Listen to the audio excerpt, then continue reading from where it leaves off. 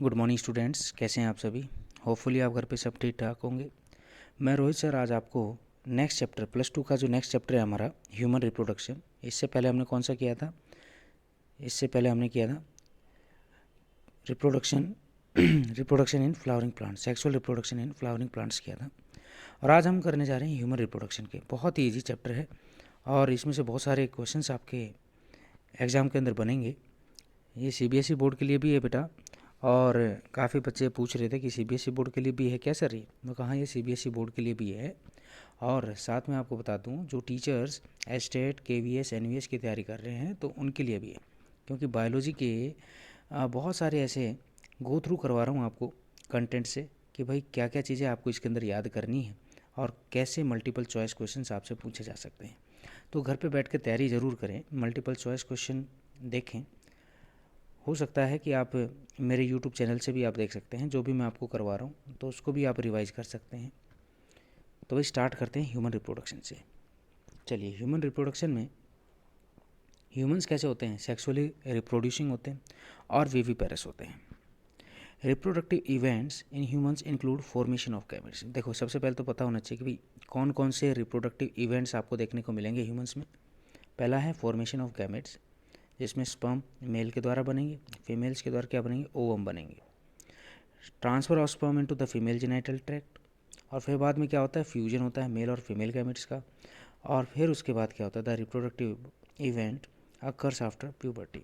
आप ये देख रहे हैं, ये जो सारी जो एक्टिविटी हैं, है ना, आफ्टर प्यूबर्टी आपको ये चेंजेस देखने को मिलते हैं। आपकी बॉडी के अंदर क्या क्या चेंजेस आ रहे हैं और कौन कौन से हार्मोन्स वहाँ पर बन रहे हैं, वो सारी चीज़ें आपको यहाँ पर क्लियर करेंगे। अब स्टार्ट करते हैं हम यहाँ पर मेल रिप्रोडक्टिव सिस्टम से।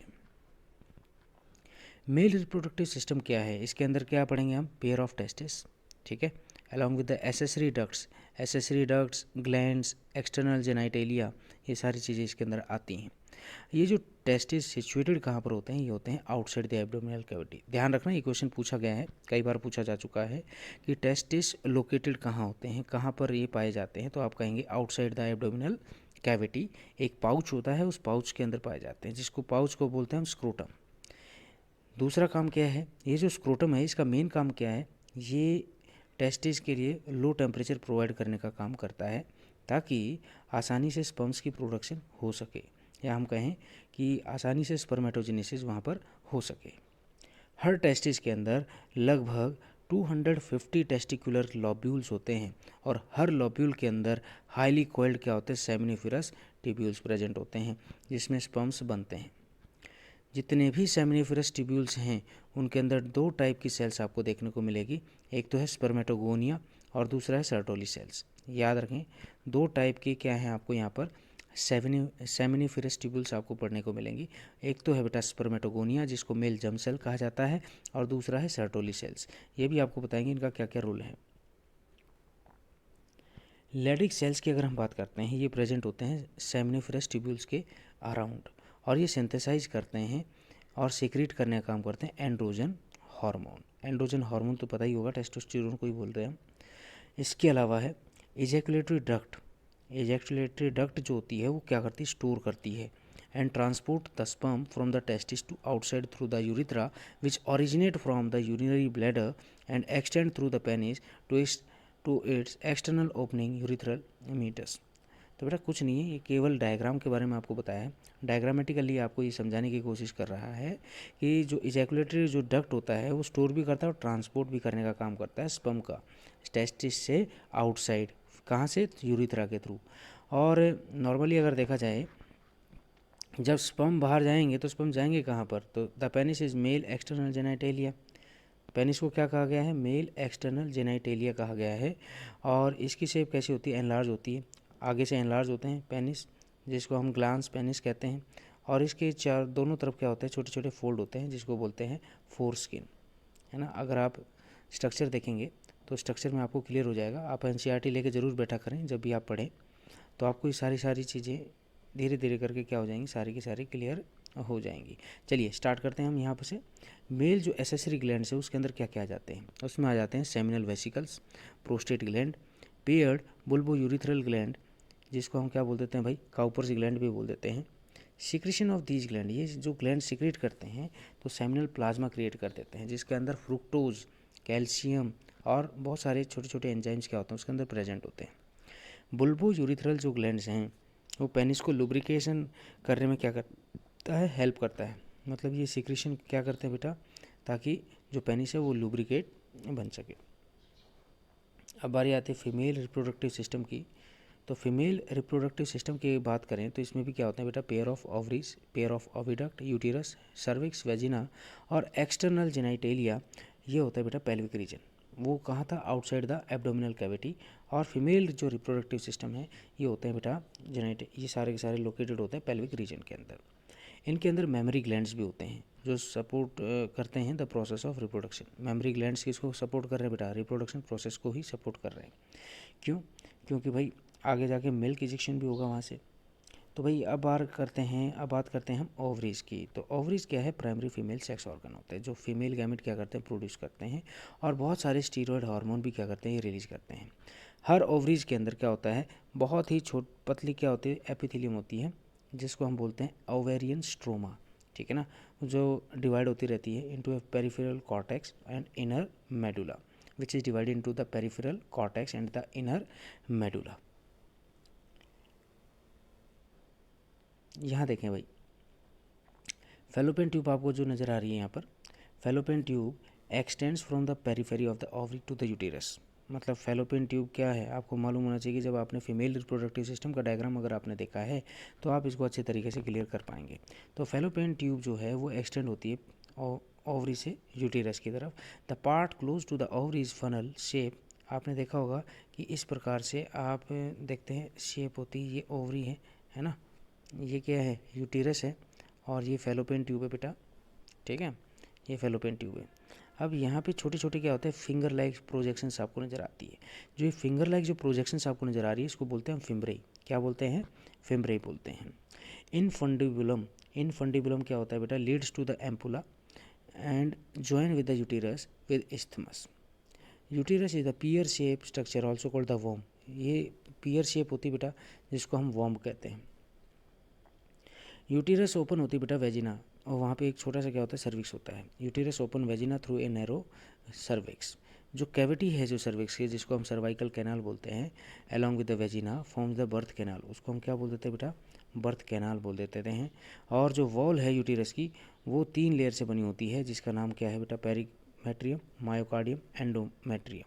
तो ये तीनों लेयर आपको याद रखनी, क्योंकि एग्जाम में क्वेश्चन यहीं से ही पूछा जाएगा।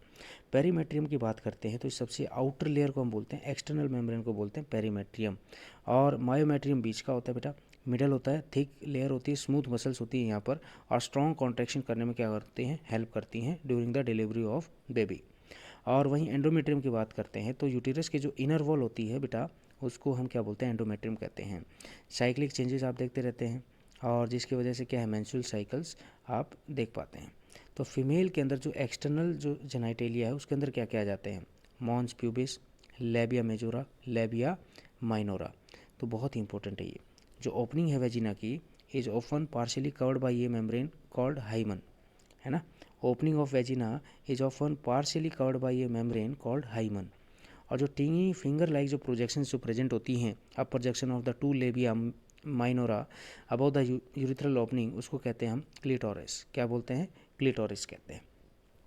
मेमोरी ग्लैंड्स पेयर फॉर्म में होती हैं, इनके अंदर बहुत सारे ग्लैंडुलर टिश्यूज़ प्रेजेंट होते हैं और वेरिएबल फैट्स होते हैं। ये सारे के सारे जो ग्लैंडुलर टिश्यूज़ हैं उसके अंदर 15 से लेकर 20 क्या होते हैं बेटा, मेमोरी लोब्स प्रेजेंट होते हैं, और उनके अंदर एल्वियोली प्रेजेंट होती है जो क्या करते हैं, मिल्क को सिक्रेट करने का काम करती हैं।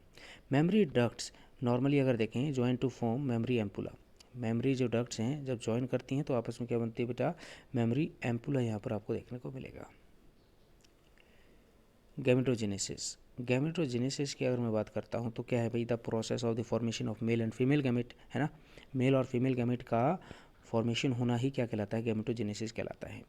और अगर देखा जाए तो स्पर्मेटोजेनेसिस की बात करें तो स्पर्मेटोजेनेसिस मतलब स्पर्म की फॉर्मेशन होना।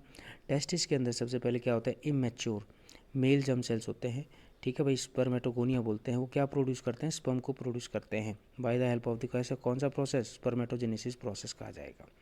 तो भाई मेल जर्म सेल्स क्या प्रोड्यूस करते हैं, स्पर्म प्रोड्यूस करते हैं, और प्यूबर्टी की स्टार्ट हो जाती है, begin at puberty. The spermatogonia present at the inner side of the seminiferous tubules multiply by the mitotic division and increase the number. अब ये स्पर्मेटोगोनिया की बात कर रहे हैं ना यहाँ पर, तो आप देखेंगे ये कहाँ प्रेजेंट होते हैं, ये प्रेजेंट होते हैं inside the inner side of seminiferous tubule, और ये लगातार मल्टीप्लाई होते रहते हैं क्योंकि माइटोटिक डिवीजन के तहत क्या होते हैं, ये डिवाइड होते हैं। इनमें क्रोमोजोम नंबर का कोई चेंजमेंट आपको देखने को नहीं मिलता, ये केवल अपने नंबर को क्या करते हैं, बढ़ाते हैं। हर स्पर्मेटोगोनियम के अंदर लगभग 46 क्रोमोजोम्स क्या है आपको देखने को मिलेंगे। अब ध्यान से देखना कि स्टार्टिंग में स्पर्मेटोगोनिया प्यूबर्टी के दौरान जब माइटोसिस के तहत डिफ्रेंशिएशन हो रहे हैं तो प्राइमरी स्पर्मेटोसाइट्स बन रहे हैं, लेकिन यहाँ पर नंबर ऑफ जो क्रोमोजोम्स हैं वो क्या है, वो है 46। वो क्या है बेटा, 46 है। फिर उसके बाद क्या होगा, स्पर्मेटोगोनिया फॉर्म स्पर्मेटोसाइट। स्पर्मेटोगोनिया क्या फॉर्म करेंगे, स्पर्मेटोसाइट फॉर्म करेंगे। वहाँ पर मियोटिक डिवीजन लगेगा, तो मियोटिक डिवीजन लगेगा तो ये क्या रिप्रोड्यूस करेंगे बेटा, सेकेंडरी स्पर्मेटोसाइट्स, जिसके अंदर क्या होते हैं बेटा, 23 क्रोमोजोम्स। कितने होते हैं भाई, 23 क्रोमोजोम्स होते हैं, मतलब यहाँ पे हाफ हो जाएंगे। मियोसिस को कहा क्या जाता है, रिडक्शन डिवीजन ही तो कहा जाता है, तो मतलब जो 46 क्रोमोजोम थे वो किस में आ जाएंगे, 23 की फॉर्म में कन्वर्ट हो जाएंगे। अब आता है स्पर्मेटेड। ये जो स्पर्मेटेड्स हैं वो क्या होंगे भाई, ट्रांसफॉर्म हो जाएंगे into the spermatozoa by the process called the spermiogenesis, called spermiogenesis. जो स्पर्म का जो हेड होता है remain embedded in the Sertoli cells and are release from seminiferous tubules by the process of spermiation. भाई सबसे पहले आपको तो ये पता होना चाहिए कि भाई जो हेड जो पार्ट है स्पर्म का वो कहाँ पर एम्बेडेड करता है, सर्टोली सेल्स के अंदर करता है। ये रिलीज करेगा सेमिनिफरस ट्यूब्यूल्स के द्वारा, लेकिन कब, स्पर्मिएशन के प्रोसेस के तहत। अब यहाँ देख लीजिएगा एक बार, आप यहाँ देख पा रहे होंगे स्पर्मेटोगोनिया था, माइटोसिस प्रोसेस के तहत क्या हुआ, ये डिवाइड हुए। 46 क्रोमोजोम एजिटीज थे। प्राइमरी स्पर्मेटोसाइट कितने थे भाई, 46 क्रोमोजोम। जब पहली बार मियोटिक डिवीजन हुआ तो सेकेंडरी स्पर्मेटोसाइट्स बने। तो अब जो सेकेंडरी जो स्पर्मेटोसाइट्स बने हैं इनके अंदर क्रोमोजोम नंबर कितने हैं, 23। सेकेंड मियोटिक डिवीजन फिर होगा तो यहाँ पे क्या बनेंगे, स्पर्मेटेड्स बनेंगे, और स्पर्मेटेड्स के बाद क्या बनेगा बेटा, स्पर्मेटोजोआ। सो स्पर्मेटोजोआ के अंदर कितने क्रोमोजोम्स होते हैं, 23 क्रोमोजोम्स होते हैं। तो ये आपको पता होना चाहिए कि किस प्रकार से हुआ है। अब बारी आती है स्ट्रक्चर ऑफ स्पर्म की। स्ट्रक्चर ऑफ स्पर्म की बात कर लेते हैं बेटा। तो स्पर्म का जो स्ट्रक्चर होता है वो बहुत ही कहें तो माइक्रोस्कोपिक बोल सकते हैं हम। Sperm is a microscopic structure, इनके हेड, टेल और नेक रीजन आपको देखने को मिलेगा। स्पर्म के अंदर क्या होता है बेटा, हैप्लॉइड न्यूक्लियस होता है। अब ध्यान से समझना, हैप्लॉइड न्यूक्लियस क्यों होता है हैप्लॉइड, क्योंकि हाफ नंबर ऑफ क्रोमोजोम्स है ना, तो इसलिए इसको हैप्लॉइड न्यूक्लियस कहा गया है। तो anterior portion of which is covered by A cap like structure, acrosome. मतलब एक कैप लाइक स्ट्रक्चर है, जैसे मान लीजिए ये स्पर्म है तो नीचे क्या है बेटा, न्यूक्लियस, और ये जो ऊपर कैप लाइक जो स्ट्रक्चर नज़र आ रही है ना, इसको हम बोलते हैं एक्रोजोम। क्या बोलते हैं इसको हम, एक्रोजोम बोलते हैं। ठीक है, क्लियर हो जाएगी बातें। ये डायग्राम देख रहे हैं, आपको यहाँ पे पता चल जाएगा एक्रोजोम कहाँ प्रेजेंट होते हैं। ह्यूमन मेल लगभग क्या करते हैं, 200 से लेकर 300 मिलियन स्पर्म्स क्या करते हैं, डेली रिलीज करते हैं ड्यूरिंग कोइटस। मतलब ड्यूरिंग सेक्स कम से कम 200 से 300 मिलियन स्पर्म्स क्या करते हैं, ह्यूमन मेल इजेक्ट करते हैं। द सेमिनल जो प्लाज्मा है स्पर्म के साथ मिलके क्या बना देता है, सीमन बनाता है। इसका मेन फंक्शन क्या है, तो मेल सेक्स सेकेंडरी जो डक्ट्स हैं और जो ग्लैंड्स हैं वो क्या करते हैं, मेंटेन रखते हैं ताकि एंड्रोजन हार्मोन्स भी क्या होता रहे, प्रॉपरली रिलीज होता रहे। ये हेड रीजन है बेटा, ये नेक रीजन है और ये टेल है।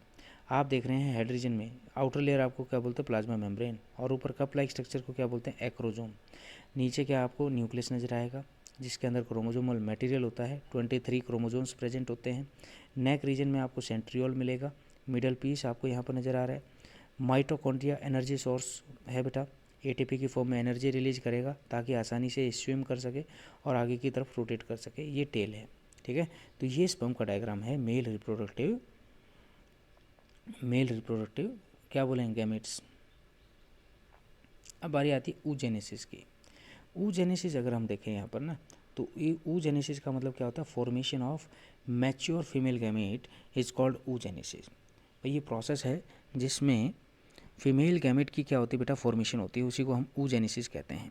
ये स्टार्ट कब होता है, स्टार्ट होता है एम्ब्रियोनिक डेवलपमेंट के दौरान। तो वहाँ पे बहुत सारे मिलियंस ऑफ oogonia क्या हैं, बनते हैं। जहाँ पर बोलते हैं भाई गैमेट मदर सेल्स क्या होती है, प्रेजेंट होती हैं, और वो बनाती हैं ईच फिटल ओवरी क्या करते हैं वहाँ पर क्रिएट होती हैं। देखिए भाई ध्यान से, जो गैमेट जो मदर सेल्स हैं वो लगातार क्या करेंगे, डिवाइड करेंगी और प्रोफेज फर्स्ट में चले जाएंगे of the meiotic division and gain temporarily arrest हो जाएंगे। उस स्टेज को हम बोलते हैं प्राइमरी oocytes। ध्यान से समझें, गैमेट मदर सेल से डिवाइड करना स्टार्ट करेंगी और प्रोफेज फर्स्ट में जाएंगी, मियोटिक डिवीजन लगेगा वहाँ पर और वो स्टेज क्या हो जाएगी, अरेस्ट हो जाएगी, बंद हो जाएगी, तो उसको बोलते हैं प्राइमरी oocyte।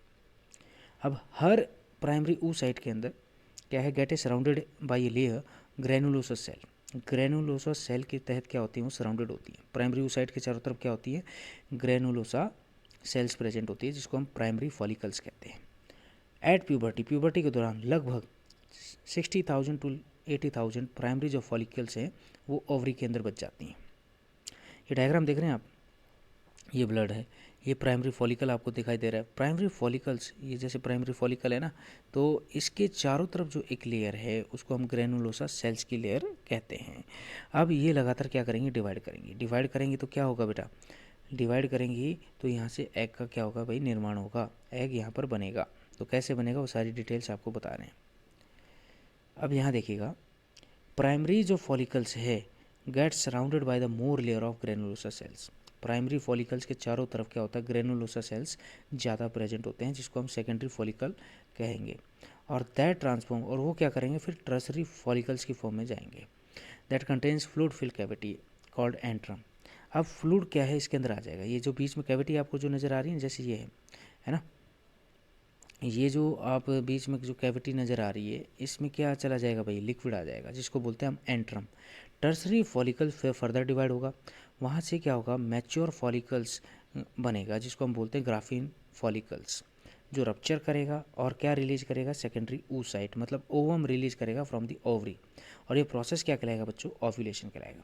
ध्यान से समझें, स्टार्टिंग में आपको क्या करना है, स्टार्टिंग में आपको याद रखना है कि भाई एक सेल है, ठीक है, उसके चारों तरफ क्या है भाई, उसके चारों तरफ लेयर है ग्रेनुलोसा सेल्स प्रेजेंट होती हैं, जिसको हम प्राइमरी फॉलिकल्स कहते हैं। अब ये जो प्राइमरी फॉलिकल्स हैं वो फिर दोबारा से क्या होगा, डेवलप होगा तो क्या है, ग्रेनुलोसा सेल्स और ज़्यादा बाहर आ जाएंगी, तो इट मीन्स दैट उसको कहेंगे सेकेंडरी फॉलिकल्स। और ये जो सेकेंडरी फॉलिकल्स है किस फॉर्म में कन्वर्ट हो जाएगा, टर्सरी फॉलिकल्स की फॉर्म में कन्वर्ट हो जाएगा। टर्सरी फॉलिकल्स की फॉर्म में कन्वर्ट होगा तो इसका मतलब इसके अंदर फ्लूइड कंटेन हो जाएगा, फ्लूइड आ जाएगा ना। अब ये जो फ्लूइड है उसको हम बोलते हैं एंट्रम। क्या कहते हैं बच्चा, एंट्रम कहते हैं। और फिर ये जो टर्सरी जो फॉलिकल है ये कन्वर्ट हो जाती है किसमें, मैच्योर फॉलिकल्स के अंदर, जिसको हम ग्राफिन फॉलिकल्स के नाम से जानते हैं। फिर ये रप्चर होगी और रप्चर होने के बाद क्या होगा, यहाँ से सेकेंडरी oocyte मतलब जो ओवम है वो ओवरी से क्या हो जाएगा, रिलीज हो जाएगा। इस प्रोसेस को हम ओव्यूलेशन कहते हैं। समझ में आ रही होगी आप सभी को और क्लियर हो रहा होगा सारी चीज़ें। घबराने की आवश्यकता नहीं है, थोड़ा सा बस समझना ज़रूरी है, बिना समझे तो आप कुछ नहीं कर पाएंगे। तो oogonia देखिएगा बेटा, oogonia स्टार्टिंग में ना, तो जब माइटोसिस होगा, डिफ्रेंशिएशन होगा, तो प्राइमरी oocyte बनेंगे। प्राइमरी oocyte बनेंगे तो क्या होगा, यहाँ पे अरेस्टेड हो जाएगी। ये सेल अरेस्ट होगी तो क्या होगा, इसमें ग्रोथ होनी स्टार्ट हो जाएगी, चारों तरफ क्या आ जाए, ग्राफिकन फॉलिकल्स आ जाएंगे। पहली मियोटिक डिवीजन के दौरान यहाँ पे देखिएगा, पहली मियोटिक डिवीजन के दौरान क्या होगा, यहाँ पर ये आफ्टर प्यूबर्टी आपको ये चेंजेस देखने को मिलेगा। जो एग है ना, अब यहाँ पे देखेंगे जो प्राइमरी जो oocyte है वो दो पार्ट्स में टूट जाएगी, सेकेंडरी oocyte और फर्स्ट पोलर बॉडी। फर्स्ट जो पोलर बॉडी है वो कोई रोल नहीं करेगी, लेकिन सेकेंडरी जो oocyte बना है, तो सेकेंडरी जो oocyte है फिर दोबारा से जाएगा तो क्या बनेगा, ओवम बनेगा, और यहाँ पे सेकेंड पोलर बॉडी अलग हो जाएगा। ये जो ओवम है ये ग्राफिन फॉलिकल्स के तहत क्या हो जाएगा, अलग हो जाएगा, बाहर आ जाएगा। और बाहर जब आएगा तो इसका मतलब क्या हुआ, इसका मतलब ये हुआ कि भाई एग वहाँ से रिलीज़ हो चुका है और स्टेज किसकी आ चुकी है, फर्टिलाइजेशन प्रोसेस की आ चुकी है, तो वो भी आपको बताएंगे। जो स्टार्टिंग में फिटल लाइफ के दौरान क्या होता है, क्रोमोजोम नंबर कितने होते हैं बेटा, 46 होते हैं। और आफ्टर मियोसिस तो क्रोमोजोम नंबर कितने हो जाते हैं, 23 हो जाते हैं। और एडल्ट के अंदर भी कितने रहेंगे, एग के अंदर भी कितने रहेंगे, 23 रहेंगे। अब बारी आती है मेंस्ट्रुअल साइकिल की। मेंस्ट्रुअल साइकिल की अगर मैं बात करता हूँ तो ये एक रिप्रोडक्टिव साइकिल है, फीमेल्स के अंदर देखने को मिलेगी, जिसको हम मेंस्ट्रुअल साइकिल कहते हैं। ये स्टार्ट जब होती है, जब प्यूबर्टी के दौरान जब ये पहली बार स्टार्ट होती है तो इसको मेनार कहा जाता है। और ये जो साइकिल्स हैं इनमें हर साल, मैं हर साल बोल रहा हूँ, हर मंथ क्या है बेटा, एक बार मेंस्ट्रुअल साइकिल तो ज़रूर देखने को मिलेगी ही मिलेगी। मतलब इसको मेंस्ट्रुअल साइकिल क्यों कहा गया है, मतलब हर महीने क्या होगा, मेंस्ट्रुअल प्रोसेस आपको देखने को मिलेगी, तो इसीलिए उसको मेंस्ट्रुएशन कहा जाता है, मेंस्ट्रुअल साइकिल कहा जाता है। एक ओवम हर महीने क्या होता रहेगा, रिलीज होता रहेगा। ओव्यूलेशन के मिडल ऑफ द साइकिल में क्या होता रहता है, ये एक एग क्या होता है, रिलीज होता है, और ये 28 डेज तक होता है बेटा। The cycle starts with menstrual phase. जब साइकिल स्टार्ट होती है तो मेंस्ट्रुअल फेज से स्टार्ट होगी, जिसमें क्या होगा, मेंस्ट्रुअल फ्लो आपको देखने को मिलेगा, वो लगभग 3 से 5 दिन तक रहेगा, क्योंकि उसमें क्या हो रहा है, एंड्रोमेट्रियल जो लाइनिंग है, जो यूटेरस की जो इनर लाइनिंग है, वो क्या हो रही है, ब्रेक हो रही है। फिर उसके बाद क्या है, जो पिट्यूटरी है और ओवरियन जो हार्मोन्स हैं, है ना, पिट्यूटरी और ओवरियन हार्मोन्स, और ओवेरियन हार्मोन्स का तो पता ही होगा, प्रोजेस्टेरोन और एस्ट्रोजन, ये क्या करेंगे, ओवरी और यूटेरस के अंदर कुछ चेंजेस करेंगे। जब चेंजेस करेंगे तो ल्यूटिनाइजिंग हार्मोन और फॉलिकुलर स्टिमुलेटिंग जो हार्मोन्स हैं, ये क्या करेंगे, ग्राफिन फॉलिकल को रप्चर करेंगे, और ग्राफिकन फॉलिकल को रप्चर करेंगे तो इसका मतलब क्या होगा, वहाँ से ओव्यूलेशन होगा, एक एग रिलीज वहाँ से हो जाएगा। ह्यूमन फीमेल्स की अगर बात करते हैं तो मेंस्ट्रुअल साइकिल सीज होती है लगभग 45 टू 50 ईयर्स के एज में, जिसको हम बोलते हैं मेनोपॉज। तो ये बच्चे अच्छे तरीके से वाकिफ़ होंगे इस चीज़ के लिए। तो भाई अगला जो टॉपिक है यहाँ पर, फर्टिलाइजेशन एंड इम्प्लांटेशन कैसे होगा। फर्टिलाइजेशन की बात करें, मतलब फर्टिलाइजेशन होता क्या है, मतलब fusion of sperm and ovum, हम पढ़ते आ रहे हैं, the fusion of sperm with ovum is called है fertilization. During coitus, during sex, during copulation, जो सीमन है वो वेजिना के अंदर जाएगा। जब सीमन वेजिना के अंदर जाएगा तो जो मोटाइल जो स्पर्म्स हैं वो रैपिडली क्या करेंगे बेटा, इस्थमस के अंदर जाएंगे, एम्पुला के अंदर जाएंगे, फेलोपियन ट्यूब के अंदर, और वहाँ पर ओवम मिलेगा। अब ओवम मिलेगा तो वहाँ पे क्या होगा भाई, जो स्पर्म्स हैं उसके साथ फ्यूज करेंगे। जब फ्यूज करेंगे ना तो वहाँ पे क्या हो जाएगा, फर्टिलाइजेशन हो जाएगा। मैंने क्या कहा, ड्यूरिंग फर्टिलाइजेशन जो स्पर्म जैसे ही कॉन्टैक्ट करेंगे ना ओवम के, तो ओवम के चारों तरफ एक लेयर होती है जेवना पेलुसिडा लेयर की, तो वो उसको क्या करेंगे, उसको पेनिट्रेट करने की कोशिश करेंगे, उसको ब्रेक करने की कोशिश करेंगे। जो एक्रोजोम होता है ना, स्पर्म के सबसे ऊपर क्या होता है, टिप पर एक्रोजोम होता है, वो उसको क्या करेगा, ब्रेक करेगा। ब्रेक करेगा तो आसानी से जो स्पर्म का जो जेनेटिक मटेरियल है वो एग के अंदर चला जाएगा। अब आगे देखिएगा, जो हैप्लॉइड गैमिट्स हैं, हैप्लॉइड गैमिट्स का मतलब क्या है, मेल और फीमेल दोनों के दोनों हैप्लॉइड हैं, वो आपस में फ्यूज करेंगे। फ्यूज करेंगे तो क्या बनेगा, डिप्लॉइड जाइगोट बनेगा। डिप्लॉइड जाइगोट बनेगा तो जाइगोट क्या करता है बेटा, मूव करेगा toward the uterus. The mitotic division क्या हो जाएगी, वहाँ पर स्टार्ट हो जाएगी। माइटोटिक डिवीजन स्टार्ट होगी तो यहाँ पर क्या होगा, क्लीवेज चेंजेस आपको देखने को मिले, मतलब 2 से 4 सेल बनेगी, 4 से 8 सेल बनेगी, और 8 से 16 सेल बनेगी, जिसको हम क्या कहते हैं लास्ट में ब्लास्टोमियर सेल्स कहते हैं। अब ब्लास्टोमियर सेल में विद द 8 to 16 सेल्स, जिसको हम बोलते हैं मोरूला। ब्लास्टोमियर के अंदर लगभग अगर देखें तो 8 से अगर 16 सेल बन गई तो उसको बोलेंगे मोरूला, और मोरूला फिर लगातार क्या करता रहेगा, डिवाइड करता रहेगा, और क्या बनेगा, ब्लास्टोसिस्ट बनेगा।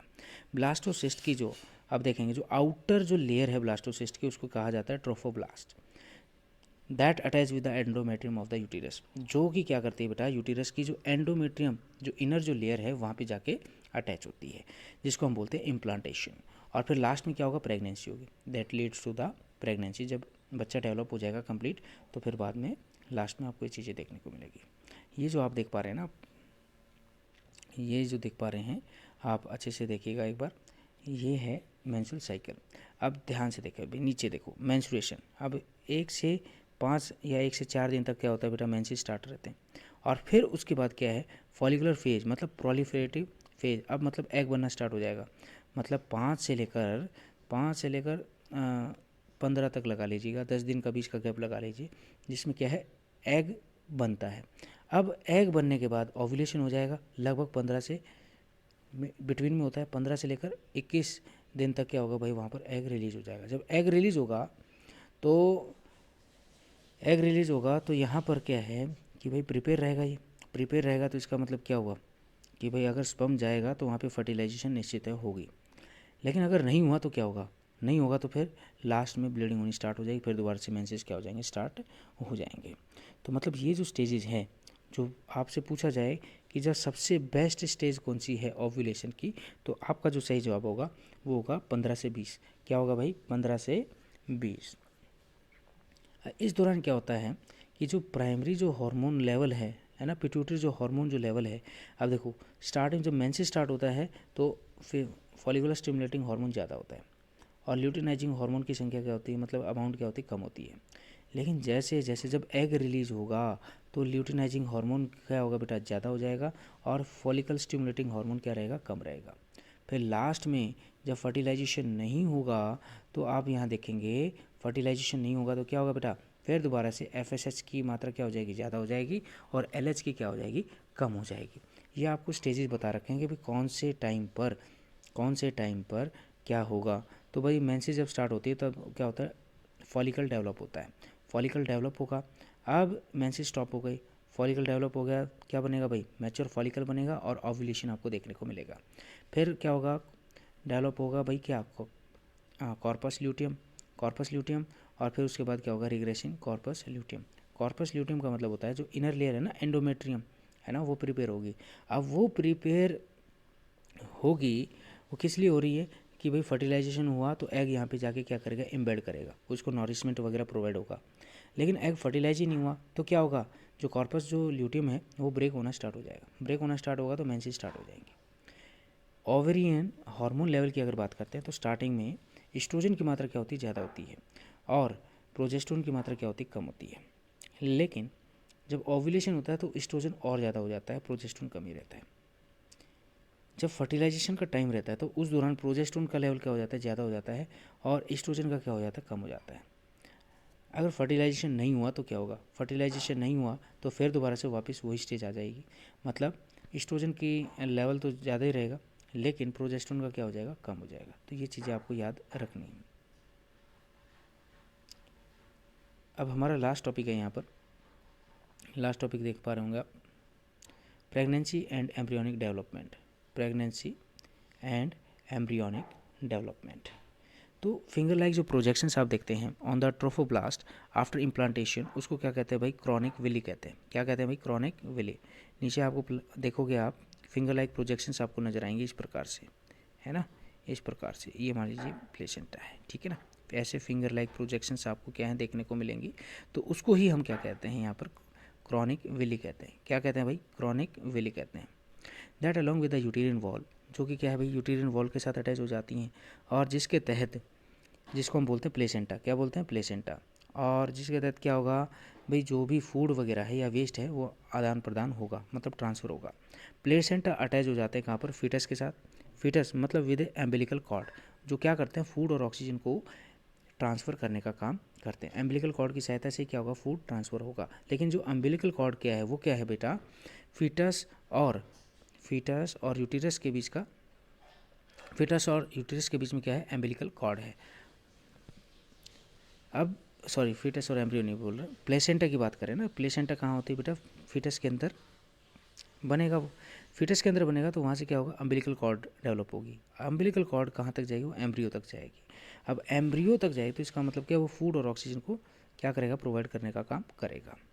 Hormones, HCG human chorionic gonadotrophin, HPL human placental lactogen, और रिलैक्सिन, ये जो हार्मोन्स है ना, ये प्रेगनेंसी के दौरान क्या होते हैं बेटा, ड्यूरिंग प्रेगनेंसी बाई प्लेसेंटा क्या होते हैं, ये प्रोड्यूस होते हैं। इनर सेल की बात करते हैं, इनर सेल मास एम्ब्रियो, उसके अंदर बहुत सारी क्या होती हैं, सेल्स होती हैं, जिसको स्टेम सेल्स कहा जाता है, जिसको हम पोटेंसी भी कहते हैं। That have potency to give rise all tissue and the organs, मतलब उसके पास एबिलिटी है, स्टेम सेल्स के पास एबिलिटी होती है कि हम क्या कर सकते हैं, कोई भी उस बेबी का कोई भी पार्ट क्या कर सकते हैं, हम ग्रो करा सकते हैं। अगर कोई डैमेज हो जाता है तो उससे स्टेम सेल से ही क्या करा सकते हैं, हम ग्रो करा सकते हैं। अब बारी आती है ह्यूमंस की, तो हर महीने प्रेगनेंसी ना, आफ्टर 1 मंथ ऑफ प्रेगनेंसी, 1 महीने की प्रेगनेंसी के बाद क्या होगा, जो एम्ब्रियो का है हर्ट बनना स्टार्ट हो जाएगा। तो सबसे पहले ध्यान से देखिएगा, सबसे पहले बन क्या रहा है, अब आप यहाँ देख रहे हैं कि 1 महीने के अंदर एम्ब्रियो का हर्ट क्या है, बनना स्टार्ट हो जाता है, और लास्ट के 2 महीने में लिम्स और डिजिट्स क्या है, बननी स्टार्ट हो जाती हैं। और वहीं 12 महीने पूरे होने के बाद ज़्यादातर जो ऑर्गन्स है, एक्सटर्नल जेनाइटल जो ऑर्गन्स है, वो कंप्लीट डेवलप हो जाते हैं। फर्स्ट मूवमेंट जो फिटस की है वो लगभग 5 महीने के बाद देखी जाती है, और जब 24 हफ्ते कंप्लीट हो जाते हैं तो पूरी तरीके से फाइन हेयर, आईलिड्स, आईलेस, सारी की सारी चीज़ें बन जाती हैं, और लास्ट के 9 महीने के बाद जो फिटस है वो फुल्ली क्या हो जाता है बेटा, डेवलप हो जाता है।